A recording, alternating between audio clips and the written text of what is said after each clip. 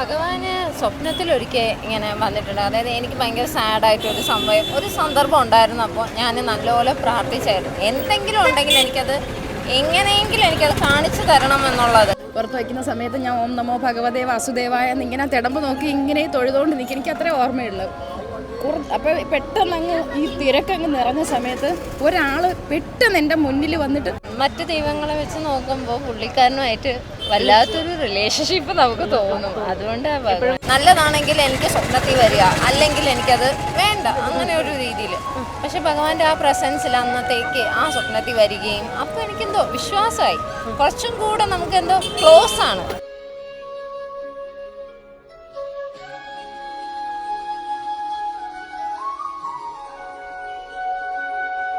അനുഭവം ഉണ്ടായിട്ടുണ്ടോ ജീവിതത്തിൽ എപ്പോഴെങ്കിലും? ഭഗവാന് സ്വപ്നത്തിലൊരിക്കൽ ഇങ്ങനെ വന്നിട്ടുണ്ട്. അതായത് എനിക്ക് ഭയങ്കര സാഡായിട്ടൊരു സന്ദർഭം ഉണ്ടായിരുന്നു. അപ്പോൾ ഞാൻ നല്ലപോലെ പ്രാർത്ഥിച്ചായിരുന്നു, എന്തെങ്കിലും ഉണ്ടെങ്കിൽ എനിക്കത് എങ്ങനെയെങ്കിലും എനിക്കത് കാണിച്ചു തരണം എന്നുള്ളത്. കാരണം നല്ലതാണെങ്കിൽ എനിക്ക് സ്വപ്നത്തിൽ വരിക, അല്ലെങ്കിൽ എനിക്കത് വേണ്ട, അങ്ങനെ ഒരു രീതിയിൽ.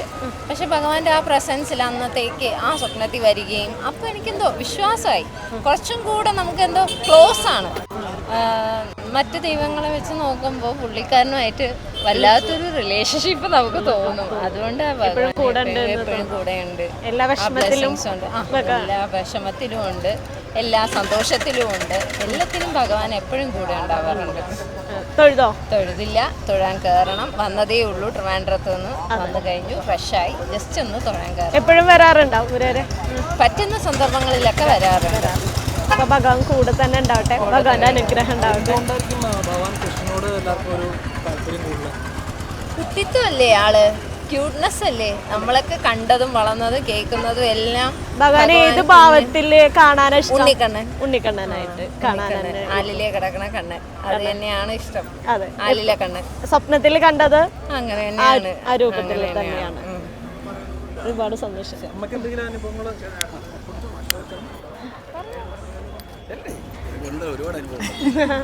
എനിക്കിപ്പോൾ ഏത് പറയണമെന്ന് അറിയാൻ വയ്യ. ഇല്ല, അമ്മയ്ക്ക് മനസ്സിന് ഏറ്റവും കൂടുതൽ തോന്നിയത് ഞാൻ കഴിഞ്ഞ പ്രാവശ്യം ഉത്സവത്തിന് വന്നായിരുന്നു. എനിക്കൊരു വലിയ ആഗ്രഹമായിരുന്നു ഉത്സവത്തിന് ഒരു ദിവസം വന്ന് ഭഗവാനെ കാണണം. അത് ഉത്സവ ബലിയുടെ അന്നാണ് ഞാൻ വന്നത്. അപ്പോൾ എനിക്കറിയത്തില്ല ഉത്സവ ബലിക്ക് ഇത്രയും കർശന നിയന്ത്രണങ്ങളൊക്കെ ഉണ്ടെന്ന് എനിക്കറിയത്തില്ലായിരുന്നു. അപ്പോൾ ഞങ്ങൾ ഒരു കയറി കാണാമെന്നുള്ള ഒരു ടോക്കൺ കിട്ടുമെന്നുള്ളൊരു ഉദ്ദേശത്തിലാണ് ഇവിടെ വന്നത്. അവിടെ അകത്തുനിന്ന് പറഞ്ഞ് ഇന്ന് ദർശനം ഇങ്ങനെ നിയന്ത്രണമുണ്ട്, അതുകൊണ്ട് പരിമിതപ്പെടുത്തിയിരിക്കുന്നു എന്ന് പറയുന്നത് ഞാൻ കേൾക്കുന്നുണ്ട്. അപ്പോൾ ഞാനും എൻ്റെ ഹസ്ബൻഡ് മാത്രമേ ഉള്ളായിരുന്നു. അപ്പോൾ ഞങ്ങൾ ഇങ്ങനെ നല്ല തിരക്കിൽ നിൽക്കുകയാണ്. അപ്പോൾ എൻ്റെ ഹസ്ബൻഡ് അങ്ങ് ആ സൈഡിലായി, ഞാൻ ഇപ്പുറത്തെ സൈഡിലുമായി. അപ്പോൾ എൻ്റെ മനസ്സിലിങ്ങനെ എനിക്ക് അകത്ത് കയറി കാണാൻ പറ്റൂലേ, ഭഗവാനെ കാണാൻ പറ്റൂലേ എന്നുള്ള ഒരു ഇത് മനസ്സിലിങ്ങനെ വന്ന്. അപ്പോൾ പെട്ടെന്ന് ശീവേലി സമയമായി, തിടമ്പൊക്കെ കൊണ്ടുവന്ന് പുറത്ത് വയ്ക്കുന്ന സമയത്ത് ഞാൻ ഓം നമോ ഭഗവതേ വാസുദേവായ എന്നിങ്ങനെ തിടമ്പ് നോക്കി ഇങ്ങനെ തൊഴുതുകൊണ്ട് നിൽക്കും. എനിക്ക് അത്രേ ഓർമ്മയുള്ളൂ. അപ്പോൾ പെട്ടെന്ന് അങ്ങ് ഈ തിരക്കങ്ങ് നിറഞ്ഞ സമയത്ത് ഒരാൾ പെട്ടെന്ന് എൻ്റെ മുന്നിൽ വന്നിട്ട് ബാ ബാ ബാ എന്ന് വിളിക്കുന്നത്. അപ്പം എനിക്കറിയാൻ വയ്യ എന്നെയാണോ വിളിക്കുന്നതെന്ന്. അപ്പോൾ ഞാൻ ഇങ്ങനെ നോക്കുമ്പോൾ പുള്ളി എന്നെയാണ് നോക്കുന്നതായിട്ടാണ് എനിക്ക് തോന്നിയത്. ബാ ബാ എന്ന് മാത്രമേ വിളിക്കുന്നുള്ളൂ. അപ്പോൾ ഒരു സെക്കൻഡ് ഞാൻ ഇങ്ങനെ സ്ട്രക്കായി നിന്നിട്ട് ഞാൻ എൻ്റെ ഹസ്ബൻഡ് ഉണ്ടെന്ന് പറഞ്ഞു. പുള്ളിയൊന്നും കേൾക്കുന്നില്ല. പുള്ളി പറഞ്ഞു ബാ ബാ എന്ന് എന്നെ വിളിക്കുകയാണ്. ഞാൻ സത്യം ഒരു നിമിഷം എൻ്റെ മനസ്സിൽ തോന്നി, എന്നെ കൃഷ്ണൻ പറയണം നീ വാ പൊയ്ക്കോ എന്ന് പറയുന്നതായിട്ട് എനിക്ക് തോന്നി. ഞാൻ സത്യം ഹസ്ബൻഡിനെ പോലും നോക്കിയില്ല. ഞാൻ പുള്ളിയുടെ പിറകെ അങ്ങ് പോയി. എൻ്റെ പിറകെ ആരുണ്ടോയെന്നൊന്നും എനിക്കറിയാൻ വയ്യ. ആ സ്പെഷ്യൽ ക്യൂ നിൽക്കുന്നതിൻ്റെ അവിടെ വന്ന് എന്നെ ഫ്രണ്ടിൽ കൊണ്ട് നിർത്തി പുള്ളി. അപ്പോൾ എനിക്ക് ആരെന്നോ ഒന്നും എനിക്കറിയാൻ വയ്യ. എന്നിട്ട് പുള്ളി അങ്ങ് ഇങ്ങോട്ടാ മാറി നിൽക്കണി. എനിക്കാണെങ്കിൽ കണ്ണങ്ങോട്ട് നിറഞ്ഞൊഴുവേണി. ഞാനിങ്ങനെ കോവിലിലോട്ട് നോക്കി നിന്നിട്ട് എനിക്കറിയാൻ വയ്യ എൻ്റെ മനസ്സിൽ എന്താണ് എനിക്ക് അന്നേരം തോന്നിയെന്ന്. ആ സമയത്ത് എൻ്റെ അടുത്ത് ഒരാൾ വന്ന് ചോദിച്ചു എന്ത് കരയുന്നു. അപ്പോൾ ഞാൻ കരയാണ്. തൊട്ട് ബാക്കിൽ ഒരു കുറച്ച് പേര് നിൽക്കുന്നത് എനിക്കറിയാം. അപ്പോൾ എൻ്റെ അടുത്ത് വന്നിട്ട് ചോദിച്ച് എന്ത് കരയുന്നു. അപ്പോൾ ഹസ്ബൻഡ് എവിടെ നിൽക്കുന്നു? ഞാൻ പറഞ്ഞു എനിക്ക് അറിയത്തില്ല, ഈ തിരക്കിൽ എവിടെയോ ഉണ്ടെന്ന് മാത്രം പറഞ്ഞു. കുറച്ച് നേരം അവിടെ നിന്നുകൊണ്ട് തന്നെ ശീവേലി കണ്ട് തൊഴുത് അപ്പോഴും വന്ന് പറയുന്നു ചിലപ്പോഴേ ഇവിടെ നിൽക്കുന്നവർക്ക് കാണാൻ പറ്റത്തുള്ളൂ, തുറക്കുകയാണെങ്കിൽ കാണാമെന്ന് പറഞ്ഞു. ഞാൻ ഫ്രണ്ടിൽ തന്നെ നിൽക്കുകയാണ്. കുറച്ച് സമയം കഴിഞ്ഞപ്പം അവിടെ വന്ന് തുറന്നിട്ട് പറഞ്ഞ് അപ്പോഴും ശീവേലി നടക്കുന്ന തിരക്ക് ഫ്രണ്ടിലുണ്ട്, എനിക്ക് ഭഗവാനെ നല്ലതുപോലെ കാണുകയും ചെയ്യാം.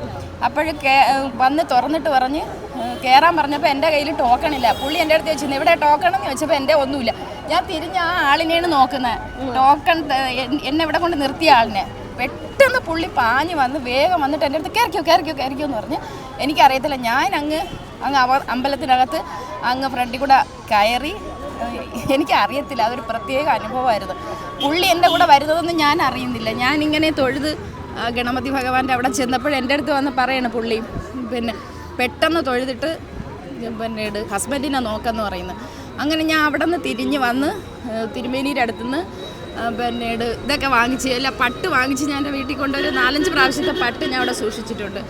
അങ്ങനെ എനിക്കൊരാഗ്രഹം അതും വാങ്ങണമെന്ന്. ഞാൻ അതും തിരുമേനിയുടെ നിന്ന് വാങ്ങി.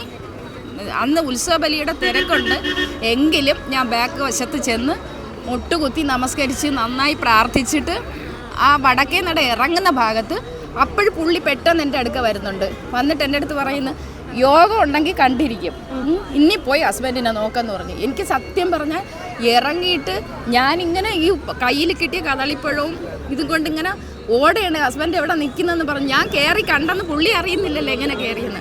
അത് എനിക്ക് പറയാൻ പറ്റാത്ത ഒരു ഭയങ്കര അനുഭവമായിരുന്നു. എനിക്കിവിടെ നിന്ന് അങ്ങോട്ട് പോകുന്ന സമയത്ത് എനിക്ക് അങ്ങ് കരച്ചിൽ വരുന്നത്. എനിക്ക് കണ്ണനെ വിട്ടിട്ട് പോകാൻ പറ്റുന്നില്ല, അത്രയ്ക്ക് സങ്കടമായിരുന്നു എനിക്ക്. ഉത്സവം മൊത്തം കൂടണമെന്ന് വരെ എനിക്കങ്ങ് തോന്നി. ഞാൻ കഞ്ഞി കുടിച്ച് എല്ലാം എൻ്റെ ചെറിയ ആരോഗ്യ പ്രശ്നങ്ങളുണ്ടായിട്ടും എനിക്ക് ഭയങ്കര ഒരു അനുഭവമായിരുന്നു ആ ഉത്സവത്തിന് വന്നപ്പം കിട്ടിയത്.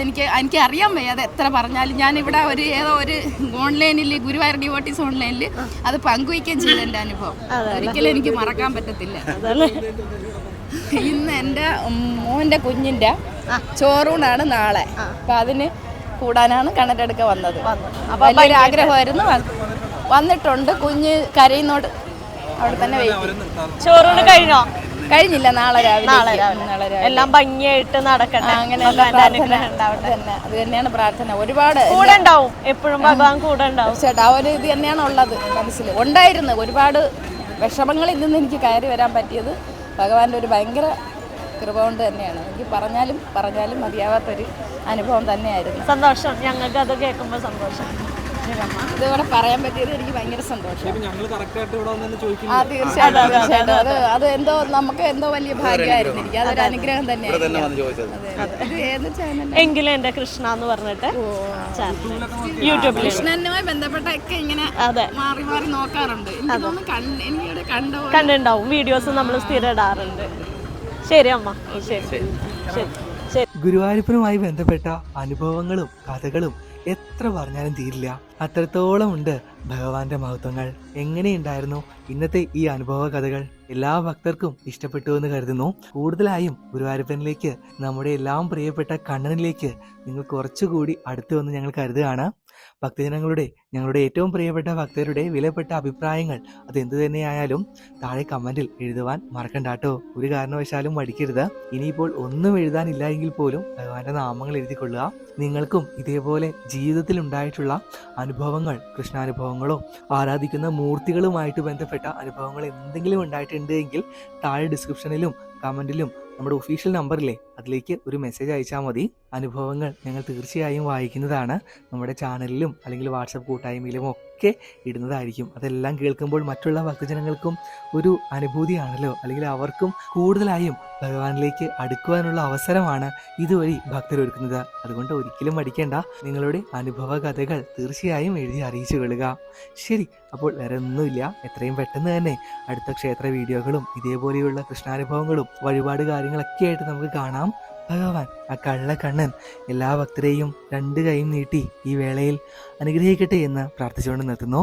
കാണാം, പകലാം.